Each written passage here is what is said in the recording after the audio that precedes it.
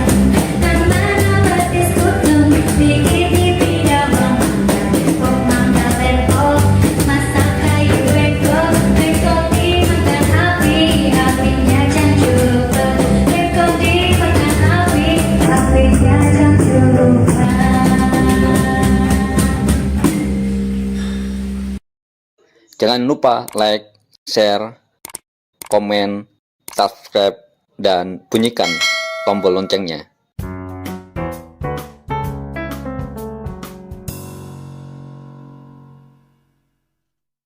Salah satu sektor ketenagakerjaan yang paling termarginalkan pada hari ini adalah sektor transportasi. Ya, sektor transportasi itu paling jauh untuk mendapatkan hak-hak kesejahteraannya. Saya belasan tahun terlibat dalam kerja-kerja pengorganisasian maupun pengadvokasian untuk sektor transportasi. Sektor transportasi ini dia akan mendapatkan ketidakadilan secara berlapis, terutama untuk sektor transportasi barang. Kita contohkan misalnya kayak sopir trailer. Seorang sopir trailer apabila dia mendapatkan order dari perusahaan, dia harus mengambil, misalnya contoh ekspor ya. Dia kalau misalnya dia dapat order ekspor, dia ke paginya itu dia keluar dari garasinya, keluar dari pintu garasi, dia sudah harus menyiapkan uang 2.000 atau 5.000 atau biasanya 2.000 untuk parkir-parkir di jalan. Lalu dia menuju ke depo untuk mengambil kontainer kosong. Di kontainer nanti pas masuk pos security dia harus bayar lagi 2.000 sampai 5.000, lalu untuk mengambil kontainer kosong dia juga harus bayar 5.000 sampai 10.000, bahkan untuk jenis kontainer tertentu yang posisinya nanti di bawah, misalnya ngangsur, itu dia bisa sampai 20.000. Nah, setelah dia mengambil kontainer kosong, dia bergerak ke pelabuhan, dia juga akan mendapatkan banyak pemalakan. Ya biasalah di tiap lampu merah minta 1.000, 2.000, itu sampai ke pelabuhan dia akan mendapatkan perlakuan seperti itu seorang sopir. Sampai nanti dia di pelabuhan, terkhusus sekarang ini kalau untuk ekspor impor mulai agak berkurang pungli di dalam pelabuhan, tapi untuk intersuler itu masih marak. Ya mulai masuk ke pos dia harus bayar 2.000 sampai 5.000, masuk nanti ngambil menaruh kontainer di situ dia juga harus membayar 5.000 sampai 10.000. Satu kali jalan seorang sopir itu bisa mengeluarkan uang hingga 50.000. Kalau dia lagi apes, misalnya daerah-daerah tertentu dia kena PJR, dia kena dishub, dia bisa mengeluarkan uang lebih besar lagi. Nah begitu juga kalau seandainya untuk angkutan ekspedisi, misalnya yang lintas Sumatera, yang lintas Jawa, hal yang sama, pemalakan di jalan, ancaman di jalan dari premanisme dan segala macam, itu dialami oleh sopir. Itu satu persoalan keseharian. Persoalan kedua, dia juga dihadapkan kepada persoalan tidak adanya status hubungan kerja. Pengusaha tidak pernah mengakui dia sebagai pekerja. Pengusaha selalu mengatakan sopir itu adalah mitra. Tapi mitra yang dimaksud oleh pengusaha ini itu yang kita sebut dengan mitra palsu. Kalau seandainya dia mengatakan mitra, tentu harus ada kesepakatan bersama antara si pengemudi dengan pengusaha. Ini tidak ada kesepakatan yang dibuat antara pengemudi dengan perusahaan. Yang ada adalah peraturan perusahaan. Seorang sopir, dia hanya biasanya menerima upah berdasarkan komisi, ritase, atau sistem borongan. Sopir, itu dia tidak punya BPJS. 90% pengemudi itu tidak punya BPJS. Dalam hal waktu kerja, sopir itu tidak ada aturan waktu kerja. Mereka bisa bekerja hingga 24 jam bahkan lebih, tanpa upah lembur. Seorang sopir ya tidak punya hak untuk mendapatkan uang lembur. Ya, karena dia meskipun waktu kerjanya panjang tapi dia tidak mendapatkan upah lembur. Atau misalnya apabila dia setiap hari lebaran ya orang mendapatkan THR, biasanya sopir itu hanya mendapatkan uang ketupat. Nah, tentu problem permasalahan ini dua, pertama persoalan dia di jalanan ya yang menjadi sasaran empuk bagi pemalakan melalui pungli, kedua persoalan pelanggaran terhadap aturan undang-undang ketenagakerjaan yang tidak diberlakukan oleh perusahaan. Tentu ini menjadi problem khusus bagi sektor transportasi.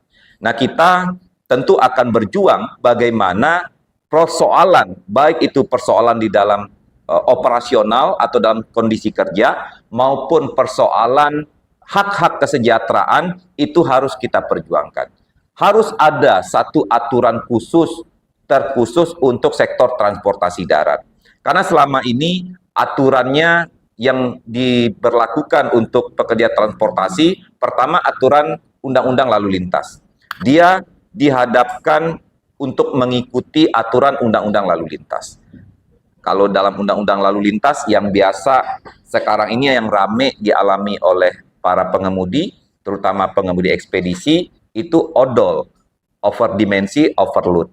Nah, ini problem yang dihadapi oleh umumnya bagi sopir-sopir lintas, itu mereka menghadapi razia-razia overdimensi, overload. Memang kita tahu bahwa kelebihan muatan itu akan berisiko. Ya, kelebihan muatan itu akan mengakibatkan rawannya kecelakaan. Tapi dilema yang dihadapi oleh pengemudi, aturan itu dulu dibiarkan sehingga banyak terjadi modifikasi kendaraan yang dilakukan oleh pemilik, sehingga pada saat aturan itu diterapkan, tentu mereka harus mengembalikan mobil lagi kepada fungsi semula. Kedua, yang mereka hadapkan adalah tarif angkutan yang sangat rendah. Dengan tarif angkutan yang sangat rendah, kalau seandainya dia menjalankan aktivitas atau memuat barang sesuai dengan standar, itu tidak masuk, istilahnya ongkosnya tidak masuk, karena ongkos terlalu rendah. Nah, tentu untuk pemerintah yang akan menerapkan pemberlakuan overdimensi overload yang akan dia tindak, tentu dia juga harus mendisiplinkan kepada semua pelaku angkutan, dalam artian mobil-mobil baru juga harus standar. Kedua, pemerintah harus mengawasi standarisasi tarif. Bagaimana standarisasi tarif itu dibuat dan diberlakukan sehingga orang tidak perlu lagi mengambil muatan berlebihan, karena muatan yang standar saja dia sudah bisa mendapatkan keuntungan. Nah, itu di dalam konteks overdimensi dan overload. Tapi di dalam hal aturan-aturan masalah ketenagakerjaan, itu sebenarnya tinggal pelaksanaan dari aturan bagaimana pengawas ketenagakerjaan harus melakukan sidak, melakukan investigasi langsung mendatangi perusahaan-perusahaan angkutan untuk memastikan agar aturan undang-undang ketenagakerjaan itu juga diberlakukan di perusahaan-perusahaan angkutan.